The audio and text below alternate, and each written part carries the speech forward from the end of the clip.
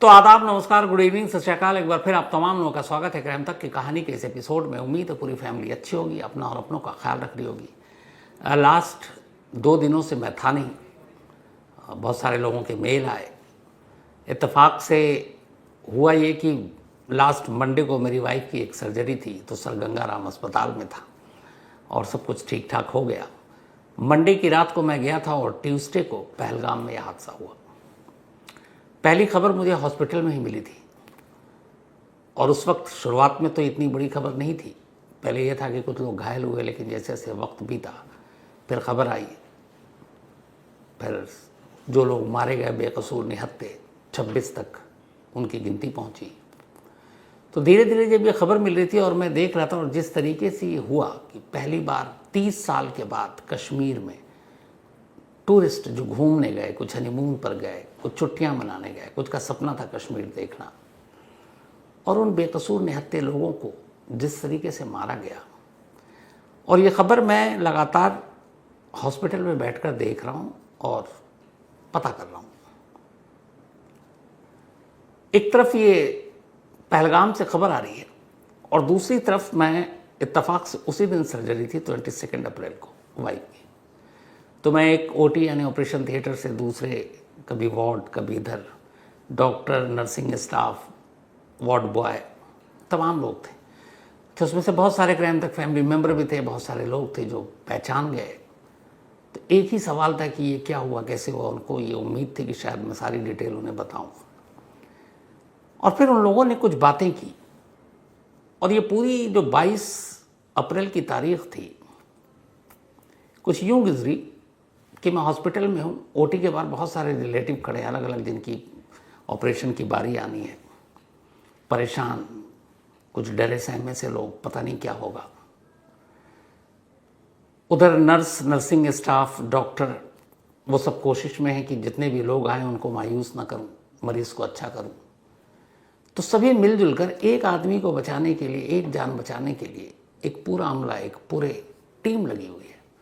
डॉक्टरों की हो, अलग अलग डिपार्टमेंट की हो, नर्सिंग स्टाफ की हो, रूम साफ करने वाले की हो, ताकि कोई इन्फेक्शन ना हो, हर एक की। मतलब ये सब क्या कर रहे हैं, एक आदमी की जान बचाने के लिए पूरी मेहनत ईमानदारी से लगे हुए हैं, जिसको वो जानते भी नहीं है, जिसकी ज़िंदगी मौत से शायद कुछ फ़र्क भी नहीं पड़ेगा क्योंकि वो प्रोफेशनल लोग हैं। लेकिन फिर भी उनकी जिम्मेदारी ये है कि जो भी उनके पास है उनकी ज़िंदगी बचाओ। तो एक तरफ मैं उस माहौल में 2 दिन और देख रहा हूँ कि कैसे लोग परेशान हाल, रोते हुए भी, कुछ सीरियस वाले भी आ रहे हैं, दुआएं कर रहे हैं, प्रार्थनाएं कर रहे हैं। और पूरे हॉस्पिटल की टीम सर गंगाराम की वो लगी भी उन्हें बचाने के लिए। और दूसरी तरफ उसी हॉस्पिटल में बैठकर मैं ये टीवी पर और मोबाइल पर ये खबर देख रहे हैं कि नौजवान, नए नए शादीशुदा जोड़े, बच्चे, बुजुर्ग, बूढ़े, औरतें, वो सब घूमने के लिए गई हैं। कोई बीमार नहीं है, सब तंदुरुस्त हैं। और उन्हें कुछ हैवान लगातार उन पर गोलियां बरसा रहे हैं, उनकी जान ले रहे हैं। ये 2 चीज़ें एक साथ मुझे उस दिन, चूंकि काम था नहीं, तो ये और गहराई से सोचने का मौका मिला। फिर लगा कि ये है क्या। ये बहुत सारे, मुझसे एक नर्सिंग स्टाफ ने पूछा भी कि सर आपने आतंकवादी तो देखा होगा, आपके 1-2 इंटरव्यू भी देखे मैंने, वो कैसे होते हैं। मेरे पास जवाब ही नहीं था कि कैसे होते हैं। जिनसे कोई मतलब नहीं, जिनसे आपकी कोई दुश्मनी नहीं, जिसको आप जानते तक नहीं हो, आप कैसे उनके साथ इस तरीके के सलूक कर सकते हो। मतलब इसके लिए शब्द ही नहीं है कि इंसान क्या और कैसे हो सकता है। जिन लोगों पे बीती, जो 26 जाने गई, आप उनके परिवार की सिर्फ हालत देखें। पूरी ज़िंदगी उजड़ गई उनकी, और शायद जब तक वो लोग जिएंगे जो परिवार में बचे हैं, इस 22 अप्रैल की तारीख को नहीं भूलेंगे। उनका गुस्सा, उनकी सारी चीज़ें बिल्कुल अपनी जगह जायज़, लेकिन ऐसे हैवानों का क्या कीजिएगा। सभ्य समाज की एक यही मजबूरी होती है कि इनको आप सभ्यता के साथ ही, गाइडलाइंस के हिसाब से, कानून के हिसाब से ही सज़ा दे सकते हैं, लेकिन वो लोग इन चीज़ों को कहाँ मानते हैं। जो पहलगाम में हुआ और कैसे हुआ, ये पूरी डिटेल के साथ, चूँकि ये मुझे लगा हॉस्पिटल की ये चीज़ें आपके साथ शेयर करनी चाहिए। 30 साल पहले पहली बार या शायद आखिरी बार कश्मीर में टूरिस्ट पर हमला हुआ था। बल्कि हमला क्या, एक साथ 6 टूरिस्ट और उनके साथ 2 गाइड थे। तारीख थी 4 जुलाई 1995, 4 जुलाई 1995। 6 टूरिस्ट कश्मीर घूमने गए थे। उनमें से 2 अमेरिकन थे, 2 ब्रिटिश थे, एक जर्मन स्टूडेंट था और एक नॉर्वे के एक्टर थे। ये 6 लोग थे। 6 के 6 लोगों का एक ग्रुप था, 2 गाइड थे और उनको इसी पहलगाम में घुमाने ले गए थे। 4 जुलाई 1995 को ये भी लोग पहलगाम की उसी घाटी में थे। तभी करीब 40 टेररिस्ट आए और उन 40 के 40 टेररिस्ट ने गन पॉइंट पे इन सभी को किडनैप कर लिया। किडनैप करने के बाद ये उन्हें अपने साथ ले गए। इसके बाद उन्होंने सरकार से मांग की कि अगर उस वक्त जैश ए मोहम्मद का सरगना मौलाना मसूद अजहर, जिसे बाद में कांधार में छोड़ा गया था, उस वक्त वो जेल में था। कांधार हाईजैकिंग से पहले एक कोशिश मौलाना मसूद अजहर को छुड़वाने की इसी इंसिडेंट से हुई थी, 1995 4 जुलाई। तो इन 6 विदेशी टूरिस्ट के बदले में आतंकवादियों को लगा इसमें अमेरिकन भी हैं, ब्रिटिश भी हैं, जर्मन भी हैं, नॉर्वे के भी हैं, तो भारत सरकार पर दबाव पड़ेगा और वो छोड़ देंगे। तो ले गए उठाकर। इसके बाद नेगोशिएशन शुरू हुई, बातचीत शुरू हुई, लेकिन महीना बीत गया, कुछ ब्रेकआउट हुआ नहीं। 13 अगस्त 1995 को फिर पहली बार जो नॉर्वे के एक्टर थे हैंस क्रिश्चियन ऑस्ट्रो, इनकी लाश पहलगाम से दूर एक जगह पड़ी हुई मिली। सर गायब था, सर कहीं और पड़ा हुआ था। 6 टूरिस्ट में से एक को मार दिया गया था। इसके बाद अब और तेजी आई बातचीत के लिए, बहुत सारे बीच में मीडिएटर भी पड़े, पर कोई फायदा नहीं। नॉर्वे की इस टूरिस्ट की मौत के 4 दिन के बाद 17 अगस्त 1995 को इनमें से एक जो अमेरिकन सिटीजन था, जॉन चिल्ड्स, ये किसी तरह से आतंकवादियों को चकमा देकर उनके चंगुल से निकल भागने में कामयाब रहे। 17 अगस्त को 4 जुलाई 1995 को इनका किडनैप हुआ था। 13 अगस्त को नॉर्वे के सिटीजन को मार दिया गया। उसके 4 दिन बाद 17 अगस्त को ये अमेरिकन किसी तरह से निकल भागे। अब बचे 4 बंधक जो चारों विदेशी थे। इसके बाद कोशिश शुरू हुई। बाद में एक बयान आता है आतंकवादियों का कि अब हम, सरकार इंटरेस्टेड नहीं है, इसलिए हम कोई बातचीत नहीं करेंगे। 95 की वो तारीख है, आज 2025 में हम बैठे हैं, 30 साल हो गए हैं। बाकी के 4 बंधकों का क्या हुआ आज तक किसी को नहीं पता। बट यही है, क्योंकि वो कभी लौट कर गए नहीं घर, कभी अपने फैमिली से बात नहीं की, तो इशारा साफ था। उन 4 के 4 लोगों को मार दिया गया। इसके बाद एक ऑपरेशन चला था उसी अनंतनाग डिस्ट्रिक्ट पहलगाम के इर्द गिर्द के जंगलों में, पर कोई फायदा नहीं हुआ। 30 साल के बाद इसी पहलगाम में 22 अप्रैल को 5 से 6 आतंकवादी उस जगह पर पहुंचते हैं जो पहलगाम का सबसे खूबसूरत टूरिस्ट स्पॉट है। यहाँ पे सैलानी अमूमन चाय पीने, कहवा पीने, कोल्ड ड्रिंक लेने, रिफ्रेशमेंट लेने के लिए आते हैं। वहाँ कुर्सियाँ भी होती हैं, आप बैठे हैं, थोड़ा पास में नहर बह रही है, उसे देखें, खूबसूरत मंजर है। कई बार मैं इस जगह पर गया हूँ पहलगाम में। तो 22 अप्रैल को भी ये लोग पहुँचे थे और अचानक गोलियाँ चलने लगती। ये लोग कौन थे, कैसे आए, जो अब तक की इन्वेस्टिगेशन हुई है वही कहानी आज आपके सामने है। असल में ये जो पहलगाम का एरिया है, इसके इर्द गिर्द चारों तरफ जंगल ही जंगल है, और जंगल भी ऐसे नहीं, घने जंगल। इन जंगलों के ऊपर की खासियत यह है कि सर्दी के महीने में यहाँ बर्फ़ पड़ती है, 10 फुट गहरी तक बर्फ़ हो जाती है। तो सर्दियों में इस बर्फ़ के बीच में रहना बड़ा मुश्किल होता है इंसानी ज़िंदगी का। टेररिस्ट के लिए सबसे सेफ जगह मानी जाती है जंगल, और ये जंगल भी इतना फैला हुआ कि ये पहलगाम से होते हुए अनंतनाग डिस्ट्रिक्ट के त्राल तक चला जाए। तो जब सर्दी पड़नी शुरू होती है तो इस जंगल में जितने भी आतंकवादी पनाह लिए होते हैं वो नीचे उतर जाते हैं। कुछ जो सरहद पार से आते हैं वो सरहद पार लौट जाते हैं। जो लोकल हैं वो लोकल अपने अपने घरों को लौट जाते हैं। जैसे ही सर्दी ख़त्म है और अब गर्मी की आमद, अब गर्मी शुरू होने वाली होती है, सरहद पार से घुसपैठ शुरू होती है और ये आतंकवादी जंगल में पहुंच जाते हैं। इनकी पूरी ट्रेनिंग ऐसी होती है कि न ये सड़क का इस्तेमाल करते हैं, न गाड़ियों में चलते हैं, क्योंकि इन्हें पता है कि कश्मीर घाटी में जगह जगह नाकाबंदी है, वहाँ पे फोर्सेस लगी हुई हैं और आप पकड़ में आ सकते हो। तो इनकी ट्रेनिंग इस बात की होती है कि जब तुम सरहद पार से जाओगे तो तुम्हें पैदल चलना है और ये पूरा सफ़र पैदल ही काटना है। और इन्हें जंगलों में चलने की ट्रेनिंग दी जाती है और साथ ही ये भी कि जंगल में कैसे तेज़ कदम से आप चलोगे ताकि जो बाकी फोर्सेस हैं उनसे तुम आगे रहो, क्योंकि जंगल और इस पहाड़ पर गाड़ियाँ तो चल नहीं सकती। तो आपके पीछे अगर पुलिस या मिलिट्री या फोर्स भी लगी होगी तो वो भी उसी तरह से आपके पीछे पैदल पैदल आएगी। तो इनको बाकायदा पैदल चलने की ट्रेनिंग दी जाती है। एवरेज 10 मिनट में बहुत आराम से बिना तेज़ भागे हुए ये 1 किलोमीटर का सफ़र तय कर लेते हैं। घने जंगल की बात कर रहा हूँ, सीधी सीधी सड़क वाली नहीं, टेढ़ी मेढ़ी जो रास्ते होते हैं उसमें 10 मिनट में 1 किलोमीटर इनकी ट्रेनिंग का हिस्सा होता है। पाकिस्तान से 3 आतंकवादी लास्ट ईयर के एंड में पहुंचे यहाँ पर, जो स्केच बने। इन 3 आतंकवादियों, इन्हीं तीनों का अभी तक चेहरा हमारे पास है, यानी हमारी एजेंसियों के पास है। इनमें से एक का नाम है अबू तलहा, दूसरे का नाम है आसिफ फौजी और तीसरे का नाम है सुलेमान शाह।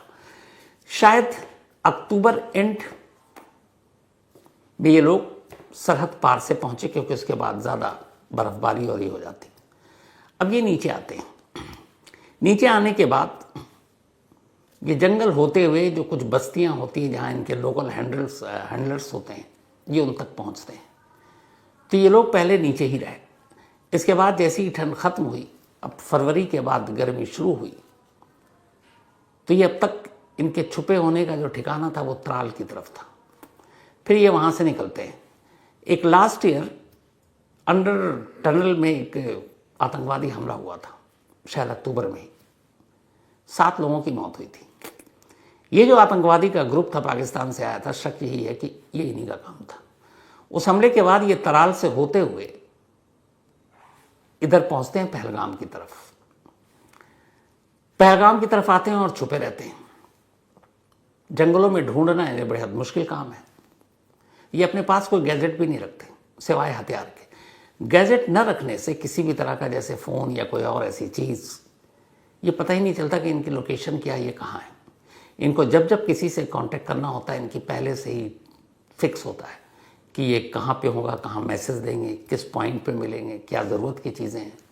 यहाँ तक इनकी ट्रेनिंग का पार्ट इनका खाना पीना भी होता है कि अगर जंगल में है तो जंगली चीज़ ही खाओगे। इनको ट्रेनिंग जो दी जाती है ख़ास तौर पर, ये जो जिस ग्रुप ने क्लेम किया है the resistance force TRF, Pakistani army ने ट्रेनिंग देती है। ये लश्कर तैयबा का ही एक विंग है TRF, जिसने क्लेम किया है इस हमले की जिम्मेदारी ली है। और ये बहुत पुराना संगठन नहीं है, 2019 में इसका गठन हुआ। जब कश्मीर को स्टेट से हटाकर और वहाँ 370 वाली बात आई, उसी के बाद 2019 में ख़ास तौर पर इसी 370 के ख़िलाफ़ इस ऑर्गेनाइजेशन को खड़ा किया गया। सोशल मीडिया का सहारा लेकर कश्मीर के नौजवानों को ये गुमराह करते हैं और अपने ऑर्गेनाइजेशन में शामिल करने की कोशिश करते हैं। शेख सज्जाद इस TRF का हेड है, जो इस वक्त पाकिस्तान में और वहीं से इसको ऑपरेट करता है। तो उसने इस TRF के 3 लोगों को भेजा इंडिया। अब ये जंगल में भटक रहे हैं, सड़क के रास्ते चल नहीं रहे, गाड़ियाँ ये इस्तेमाल करते नहीं हैं, और चलते चलते आखिरकार ये त्राल से पहलगाम तक पहुँचते हैं। अब ये पहलगाम के जंगलों में है। यहाँ पे 2 रिपोर्ट है। पहली रिपोर्ट ये है कि जो इनको इस बार भेजा गया इन 3 लोगों को, इनका टारगेट ये था कि जो जुलाई में अमरनाथ यात्रा शुरू होती है, पहलगाम उसका मेन बेस कैंप है। पहलगाम से ही अमरनाथ की यात्रा की शुरुआत होती है। चूँकि मेन बेस कैंप है तो वहाँ पहुँचना होता है। तो इनका ये था कि तुमको मेन बेस कैंप के पर जाकर कुछ आतंकवादी घटना को अंजाम देना है। लेकिन जुलाई में अभी वक्त है, क्योंकि अभी अप्रैल का महीना चल रहा है। अभी मई, जून, जुलाई, लगभग 3 महीने, 2 महीने से ज़्यादा। अभी उसी पहलगाम के जंगल के ऊपर है। टूरिस्ट पर चूँकि 30 साल के बाद कभी हमला हुआ नहीं, तो जितनी भी हमारी सुरक्षा एजेंसियां थी वो इसको लेकर अलर्ट नहीं थी। उसकी वजह ये है कि टूरिस्ट स्पॉट जितने भी कश्मीर के हैं, चाहे वो गुलमर्ग हो, सोनमर्ग हो, पहलगाम हो, श्रीनगर हो, श्रीनगर में तो खैर फोर्स वैसे रहती है, तो कभी निशाना नहीं बनाया गया। तो एक तो वो इस बात को लेकर बेफिक्र है। दूसरी बात ये कि पिछले कुछ वक्त से करीब साल 1.5 साल के अंदर जितने भी टेररिस्ट आउटफिट या ग्रुप थे, ख़ासतौर पर अनंतनाग डिस्ट्रिक्ट में, इसी अनंतनाग डिस्ट्रिक्ट में ये पहलगाम पड़ता है, तो वहाँ ज़ीरो एक्टिविटी की रिपोर्ट थी कि अब कोई टेररिस्ट ऑर्गेनाइजेशन या कोई आतंकवादी इस पूरे अनंतनाग डिस्ट्रिक्ट में अब एक्टिव है ही नहीं। रिपोर्ट थी कि कुछ दूसरे डिस्ट्रिक्ट में, कश्मीर के पार्ट में कुछ ऑर्गेनाइजेशन या टेररिस्ट हैं जो एक्टिव हैं, लेकिन उनकी भी रिपोर्ट की थी कि उनकी प्लानिंग जो है वो अब कश्मीर में, जैसे रेलवे का आपने देखा होगा कि एक जाल बिछ रही है कि रेलवे को निशाना बनाना या गैर कश्मीरी कर्मचारी जो एम्प्लॉय वहाँ काम कर रहे हैं, चाहे वो मजदूर हो या अलग अलग फील्ड में, तो गैर कश्मीरियों कर्मचारियों को निशाना बनाना या वहाँ के रेलवे पर अटैक करना, ये उनके टारगेट की रिपोर्ट थी हमारी खुफिया एजेंसियों को। लेकिन अनंतनाग डिस्ट्रिक्ट की तमाम खुफिया एजेंसियों के पास ऐसी कोई रिपोर्ट ही नहीं थी कि किसी टूरिस्ट स्पॉट को भी निशाना बनाया जा सकता है। और 95 का जो आपको इंसिडेंट बताया विदेशियों का, उसके बाद से बहुत कुछ हुआ, बहुत सारे आतंकवादी हमले हुए कश्मीर में, लेकिन टूरिस्ट स्पॉट को निशाना नहीं बनाया गया, टूरिस्टों को निशाना नहीं बनाया गया। उसकी वजह एक ये भी है कि इसमें 3 पाकिस्तानी थे, लेकिन साथ में 2 लोकल कश्मीरी टेररिस्ट भी इन्वॉल्व थे। और ये 2 वो थे जो 2017 में पाकिस्तान गए, उन्होंने बाकायदा TRF के मेंबर के साथ ट्रेनिंग ली, और लास्ट ईयर यानी 2024 में ये वापस लौटे। और वापस जो लौटे तो अंदेशा यही है कि इन 3 पाकिस्तानी टेररिस्ट के साथ ही ये लौटे, इनके लोकल गाइड बनकर, क्योंकि इन्हें पता था जंगल का रास्ता, कहाँ से निकलना, कहाँ उतरना, कहाँ छुपना है, कहाँ गुम होना है। तो लास्ट ईयर ये लौटे थे। तो इसके बाद अब ये पहलगाम के पास थे। सुरक्षा एजेंसियों के पास कोई इनपुट नहीं थी, क्योंकि टूरिस्ट के साथ कभी ऐसा हुआ नहीं, और पहलगाम जैसा ख़ासतौर पर जहाँ हमेशा भीड़ होती है। अब ये जो इलाका था जहाँ पर ये सारे टूरिस्ट जमा हुए थे, ये घाटी का एक हिस्सा है उसी पहलगाम का। यहाँ जाने के लिए सिर्फ आप या तो पैदल जा सकते हैं या आप घोड़े पे जा सकते हैं, जो वहाँ खच्चर चलते हैं कश्मीर में, श्रीनगर में। तो सारे जो उन्हीं 2 जरिए से गाड़ियाँ चल नहीं सकती, क्योंकि आपको जंगल है, पहाड़ी है, पत्थर है, तो पैदल चलने का रास्ता नहीं। इसका मतलब ये कि अगर इस इलाके में कुछ होता है तो वहाँ पे फोर्सेस, पुलिस, आर्मी को भी पहुँचने में वक्त लगेगा, क्योंकि वहाँ उस तरीके से आप गाड़ियाँ लेकर जा ही नहीं सकते, दौड़ा ही नहीं सकते। तो पहलगाम एक काफ़ी बड़ा इलाका है, बहुत सारे लोग किसी नदी के किनारे होते हैं, कहीं किसी और स्पॉट पर होते हैं। ये जिस स्पॉट को इन्होंने चुना वो स्पॉट ऐसा था कि वहाँ पे लोग जब घूमने आते, थक जाते, तो वहाँ स्नैक्स के लिए, रिफ्रेशमेंट के लिए चाय, कॉफ़ी, कहवा, कोल्ड ड्रिंक या फिर बाकी कुछ खाने पीने के लिए, इसीलिए वहाँ पे बहुत सारे रेस्टोरेंट थे, बाकायदा वहाँ कुर्सियाँ लगी थी, लोग वहाँ पे फोटोग्राफी करते, सीनरी अच्छी थी, तो वहाँ पे एक साथ जमा होते। वरना टूरिस्ट ये होता है कि एक का ग्रुप उधर, एक उधर, सब बिखरे होते थे। ये वो जगह थी जहाँ पर एक साथ इकट्ठा होते थे, ये उन्हें पता था। और इत्तेफाक से इसी स्पॉट से थोड़ा ऊपर ये पहाड़ी के जंगलों में छुपे हुए थे। इन्होंने उतरने के बाद शायद जो लोकल थे रेकी भी की, रेकी करने के बाद इन्होंने ये तय किया अब ये नीचे उतरे तो उस वक्त बहुत सारे सैलानी थे, टूरिस्ट थे। अब इन्होंने अंधाधुंध गोलियां चलाई। एक नया ट्रेंड ये हो गया कि आजकल टेररिस्ट अटैक के दौरान जो टेररिस्ट होते हैं वो बॉडी कैमरा लिए होते हैं, बॉडी कैमरा पहने होते हैं, अपने हथियार पर कैमरा लगा देते हैं, ताकि वो जो कर रहे हैं वो शूट कर सकें। एक तो शूट कर रहे हैं और दूसरा कैमरे में शूट करें, इसलिए करें ताकि आगे चलकर उसका प्रोपेगेंडा कर सकें, प्रचार प्रसार कर सकें अपने संगठन का। तो यहाँ भी ये लोग लेकर चले, बॉडी कैमरा भी था, इनके गन पे भी कैमरा था, हथियार पर। लेकिन सोशल मीडिया पे जो बहुत सारी तस्वीरें आ रही हैं इस शूट आउट के बाद की, उनमें से उस बॉडी कैमरे की तस्वीरें शायद नहीं। सुरक्षा एजेंसियों का कहना है कि वो सब दूसरी तस्वीरें हैं, टेररिस्ट के बॉडी कैमरा या फिर उनके हथियार से लिए गए वो तस्वीर नहीं है। अब जब ये शूट कर रहे थे तो चूँकि बहुत सारे वहाँ पे लोग थे, जो वहाँ के कर्मचारी थे, मुलाजिम थे, वो भी थे, लोकल कश्मीरी भी थे, गाइड भी थे, घोड़े वाला भी था, सैलानी भी थे, तो वो आपस में बात भी कर रहे थे ज़ोर ज़ोर से गोली चलाते वक्त। तो जो बात कर रहे थे 5 लोग, उनमें से 3 की बोली और भाषा एक जैसी थी और 2 की एक जैसी थी। जो 3 मेन टेररिस्ट बात कर रहे थे वो उर्दू में बात कर रहे थे, वो उर्दू जो पाकिस्तान में बोली जाती है, वैसी उर्दू हमारे देश में भी नहीं बोली जाती, इंडिया में। तो उनकी बोलचाल से वहाँ के लोकल कश्मीरी को ये पता चल गया था कि ये पाकिस्तानी है और ये कश्मीरी नहीं है। लेकिन जो दो बाकी थे, जो बाकी बचे हुए दो, वो बात कर रहे थे कश्मीरी और वो भी लोकल कश्मीरी। तो बाकी जो वहाँ पे लोकल कश्मीरी थे उन्होंने उन दोनों की बोलचाल से ये पकड़ लिया कि ये लोकल है।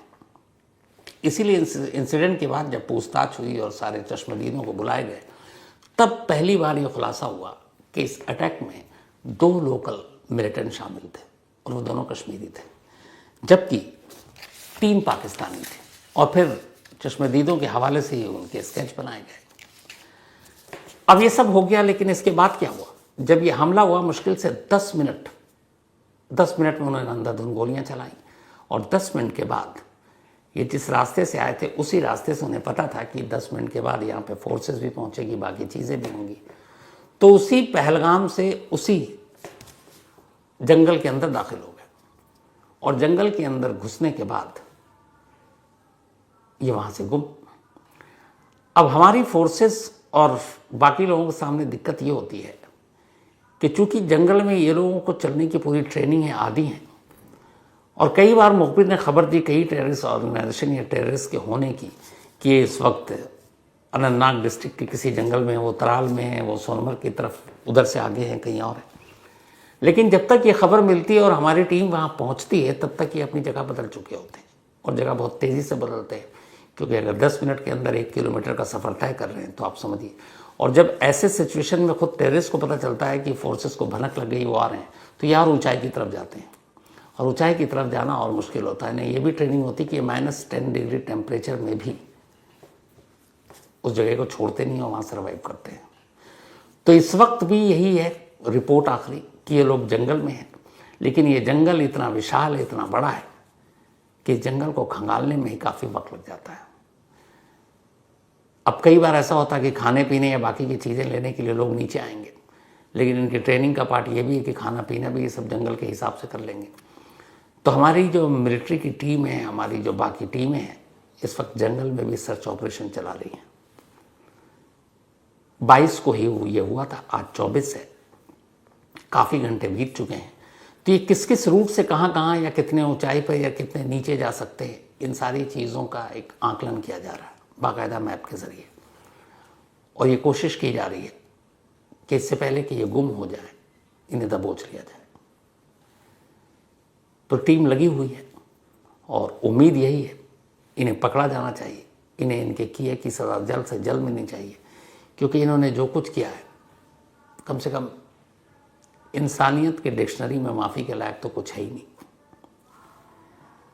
तो इस वक्त एनआईए को इस मामले की जांच सौंपी गई है। एनआईए की एक भारी भरकम टीम घाटी पहुंच चुकी है, जिसमें बड़े बड़े इस टीम में इंस्पेक्टर जनरल हैं, डिप्टी इंस्पेक्टर जनरल हैं, सीनियर सुपरिटेंडेंट हैं और बाकी तमाम लोग हैं। इस टीम के अलावा वहाँ की जो मिलिट्री इंटेलिजेंस है वो अपना काम कर रही है, जो जम्मू कश्मीर की लोकल पुलिस है वो एनआईए की हेल्प कर रही है, जो इंटेलिजेंस ब्यूरो यानी आईबी वो अपनी तरफ से इनपुट इकट्ठा करने की कोशिश कर रही है।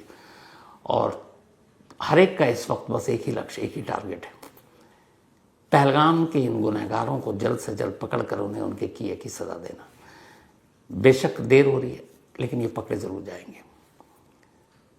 और इस बीच भारत सरकार ने भी बहुत सारे कदम उठाए हैं, क्योंकि इसका सीधा सीधा रिश्ता पाकिस्तान से जुड़ रहा है। जो 3 पाकिस्तानी टेररिस्ट हैं, उनका संबंध सीधे सीधे द रेजिस्टेंस फोर्स यानी TRF से है, जो लश्कर तैयबा की ही एक शाखा है, और उसी लश्कर का चीफ हाफिज सईद है, वो भी वहीं छुपा हुआ है। मुंबई अटैक के सिलसिले में हमें उसकी तलाश है। तो इन सारी चीज़ों का पनाहगार पाकिस्तान है, और इसीलिए भारत सरकार ने पाकिस्तान से बहुत सारी चीज़ें, जैसे एम्बेसी में अपने स्टाफ कम कर दिए, चौकियाँ बंद कर दी, ट्रेड तो अब वैसे भी नाम कर रहा है। इसके अलावा जो सिंधु नदी का वो पानी है उसको रोकने का फैसला किया गया है। जो पाकिस्तानी इंडिया में हैं, जब वीज़ा से आए हैं वैलिड, उनको वापस भेजने के लिए 48 घंटे का टाइम दिया गया है।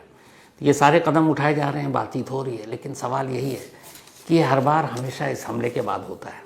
फिर क्या होता है, थोड़े दिन बाद हम लोग भूल जाते हैं। सिर्फ वही परिवार याद रखता है जिस परिवार के ऊपर ये बीती है।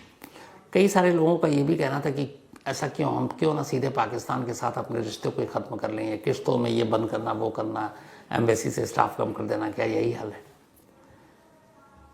तो उस पर असल में एक दिक्कत है। भारत पाकिस्तान के साथ या पाकिस्तान भारत के साथ पूरी तरीके से रिश्ते खत्म नहीं कर सकता। इसकी कई वजह हैं, लेकिन 2 से 3 सबसे अहम वजह है। पहली वजह यह है कि हमारी भारत की सबसे लंबी जो सीमा है, बॉर्डर है, सरहद है, वो पाकिस्तान से लगती है। अब पाकिस्तान के साथ हमारी सरहद है बहुत लंबी, कई 100 किलोमीटर की। तो जिस पड़ोसी के साथ आपकी सरहद लगी है, ऐसा नहीं हो सकता कि आप उससे बातचीत बंद कर दें।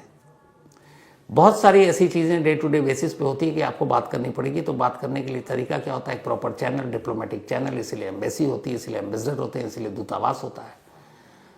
जैसे आज ही की खबर है कि एक बीएसएफ के हमारे जवान को पाकिस्तानी रेंजर ने पकड़ लिया क्योंकि वो गलती से पाकिस्तान की सरहद में चला गया। अब दोनों सरहद के अफसरों के बीच में बातचीत हो रही है। अब ऐसे सोचिएगा, अगर बातचीत नहीं है, हर तरफ से रिश्ता खत्म है, तो फिर बातचीत आप कैसे करेंगे? तो हर बात, हर चीज़ के लिए छोटी छोटी आप जंग नहीं कर सकते। तो पहला मसला यही है कि इतना लंबा बॉर्डर है हमारा कि हमें बातचीत कभी ना कभी करनी पड़ती है। नंबर 2, इंडिया और पाकिस्तान दोनों न्यूक्लियर वेपन कंट्री, परमाणु बम हैं दोनों के पास। तो ऐसे में बहुत सारे समझौते होते हैं, जिस समझौते के तहत ये भी है कि बातचीत का सिलसिला रहना चाहिए, वरना कुछ भी हो सकता है। तीसरा, यूनाइटेड नेशन के दोनों मेंबर हैं। यूनाइटेड नेशन के मेंबर होने के नाते भी बड़ी सारी मजबूरियां और बंदिशें और बेड़ियां होती हैं। वो बेड़ियां भी भारत के साथ हैं। तो यही वजह, आप ट्रेड ख़त्म कर सकते हैं, आप बाकी चीज़ें ख़त्म कर सकते हैं, आर्ट, कल्चर, ट्रेड, जो भी है, लेकिन कुछ मजबूरियां ऐसी होती हैं जिसकी वजह से आप पूरी तरह से रिश्ता नहीं तोड़ सकते, और वही दिक्कत आती है हर बार। लेकिन सवाल ये है कि पहलगाम के बाद कितने दिन हम इसे याद रखेंगे, फिर भूलेंगे, फिर कुछ होगा तब हम जागेंगे। फाइनल इलाज क्या है इसका? सबसे बड़ा सवाल यही है, क्योंकि लड़ाई, नफरत सब अपनी जगह, आम आदमी बेकसूरों का क्या मतलब होता है? जो हनीमून बनाने गए हैं उनका बेचारों का क्या आतंकवाद से लेना देना? जो हस्बैंड वाइफ न जाने कब से एक सपना देख रहे थे कश्मीर घूमना है, बड़ी मुश्किल से उन्होंने प्लान बनाया, बुक किया, गए घूमने, उनका क्या कसूर है?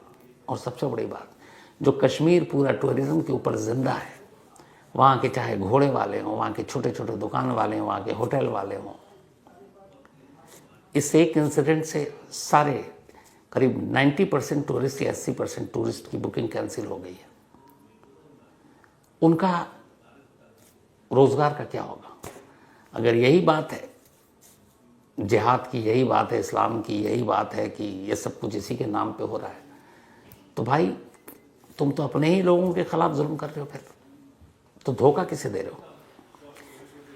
जिनकी अब रोजगार नहीं, क्योंकि टूरिस्ट से ही चलता है, वो टूरिस्ट तो सब लौट आए, तो उनका वो कैसे जिंदा रहेंगे? उनका क्या कसूर है? वो रो रहे हैं, और किसकी वजह से रो रहे हैं? उन लोगों जैसे मुट्ठी भर लोगों की वजह से। तो इसीलिए ना वो किसी के अपने हैं, ना किसी के सगे हैं, ना उन्हें किसी के दुख से मतलब है, ना उन्हें किसी के सुख से मतलब है, उन्हें बस खून से मतलब है। और ऐसे लोगों को इंसान कहना भी इंसानियत की तौहीन है।